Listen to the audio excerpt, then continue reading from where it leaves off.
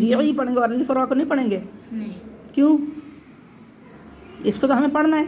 अब देखिए इसको पढ़ने का तरीक़ा क्या है कि अलिफ को खाली है, ठीक है, और ये रा साकिन है, ये हमज़तुल वसल है असल में। हम अगर इससे मिला के पढ़ेंगे या अय्यतुहन नफ्सुल मुतमइन्नतु इर्जिई, ठीक है, हम ता को रा से मिलाकर पढ़ेंगे।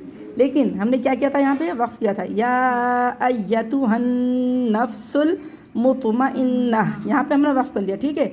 अब हम इसको यहाँ पे कैसे पढ़ेंगे? और नहीं पढ़ेंगे, फिर कैसे पढ़ेंगे? अगर ये भी नहीं है तो फिर कैसे पढ़ेंगे? राजी भी नहीं पढ़ेंगे। कैसे पढ़ेंगे इसको? इसका कायदा ये है कि ये हमज़तुल वसल जो है, ये अलिफ खाली है, इसको कहते हैं हमज़तुल वसल। जो दो कलमों के दरमियान में एक ही कलमा ये कलमा कहते हैं लफ्ज़ को, जो दो कलमों के दरमियान में आती है तो ये हमज़तुल वसल है। इसको हम ज़ेर देकर पढ़ेंगे। क्यों ज़ेर देंगे? इसलिए कि अलिफ खाली है, ये हमज़तुल वसल खाली है और रा साकिन है, ठीक है। और तीसरा हर्फ कौन सा है? जीम है।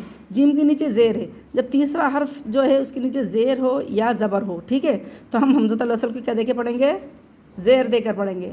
ज़बर हो, एक मिनट, ज़बर हो या ज़ेर हो तो हम ज़ेर देकर पढ़ेंगे। और अगर इसके नीचे अगर पेश होता तो फिर हम क्या करते? इसको पेश देकर पढ़ते, ठीक है। इसका कायदा क्या है? हम इसको क्या देके पढ़ेंगे? ज़ेर देके पढ़ेंगे। तो कैसे पढ़ेंगे? माशाल्लाह, आ गया ना समझ में? इसका कायदा यही है कि उस हमज़तुल वसल को हम ज़ेर देकर पढ़ेंगे। इर्जिई, इर्जिई, इसको कहते हैं कसरा आर्जी, यानी कि आर्जी तौर पे हमने इसको ज़ेर देके पढ़ा है।